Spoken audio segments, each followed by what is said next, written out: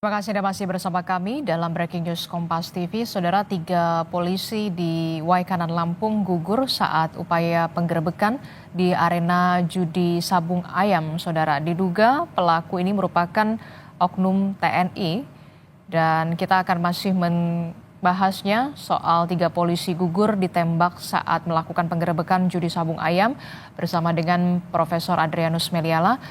Prof, melanjutkan dialog kita. Ini kan kalau dilihat ya, 3 polisi ini gugur akibat tembakan yang dilakukan oleh pelaku begitu, dan saat ini TNI dan juga polisi masih melakukan joint investigation atau investigasi bersama.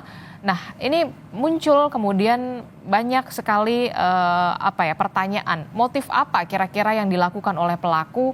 Apa benar kemudian ini bisa jadi backing judi atau kemudian ada motif yang lain? Kalau menurut Anda sendiri paling berpotensi ini motifnya memang membackingi judi atau ada motif lain, Prof? Jadi kalau kita lihat berita akhir-akhir ini memang diketahui bahwa polisi melakukan penggerebekan ya di berbagai lokasi di Sumatera terkait dengan situasi yang sama. Maka saya menduga ini bahwa memang pada hari-hari ini sedang marak gitu ya. Dan mengapa marak? Karena tentu dalam hal ini ada uang beredar, ya, ada kepentingan di situ. Nah, maka kalau misalnya si oknum ini memang hanya menjadi backing, tentu karena dia disuruh atau dia dibayar.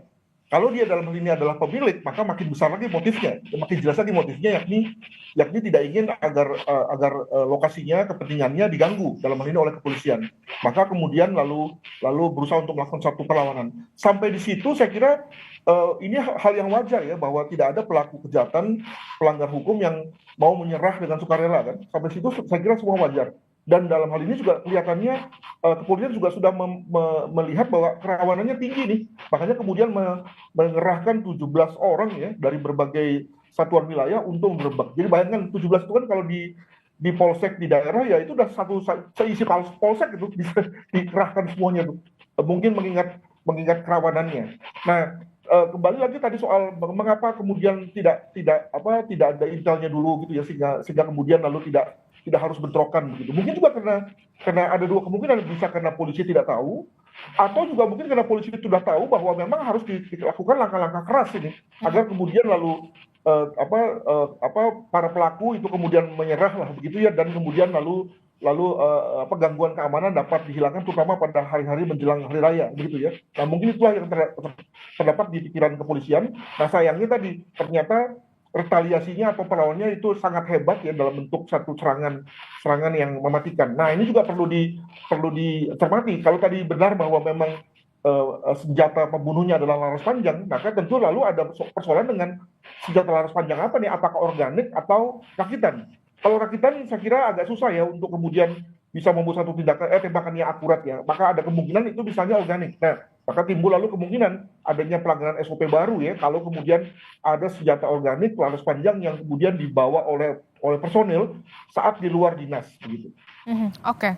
Ini yang kemudian harus diselidiki lagi dan juga didalami lagi, apakah kemudian ini senjata organik atau juga kemudian senjata rakitan, termasuk juga siapa pelakunya, apakah memang ada dugaan merupakan anggota TNI atau kemudian ada orang lain. Inilah yang kemudian perlu joint investigation di sana, Prof. Betul sekali gitu ya. Nah, maka kalau misalnya kita boleh ya, kalau saja tidak terjadi dan seterusnya, maka kalau misalnya sudah diketahui sejak awal bahwa lokasi itu dimiliki oleh atau dibackingi oleh oknum, maka mungkin ada bagusnya untuk tadinya yang turun ke lapangan dan berhadapan adalah misalnya dari satuan dari organisasi tersebut, jadi nggak usah kepolisian ya. Tetapi tentu dalam hal ini ada pertimbangan lain lah dari polisi, mengapa kemudian lalu merasa perlu untuk menghadapi sendiri dengan mengerahkan belasan anggota ya. Apakah karena memang ada soal dengan kecepatan, sebab kalau misalnya harus berunding dulu, koordinasi dulu, lalu kemudian nanti TKP-nya keburu bubar misalnya, padahal sebagai penegak hukum polisi perlu satu bukti dan saksi untuk kemudian dibawa ke proses hukum misalnya, sehingga kemudian nggak sempat lagi untuk melakukan satu langkah-langkah koordinasi dengan rekan samping gitu ya. Nah, itu juga hal-hal yang saya kira dengan makin dalamnya investigasi, maka hal-hal itu akan semakin terkuak. Demikian.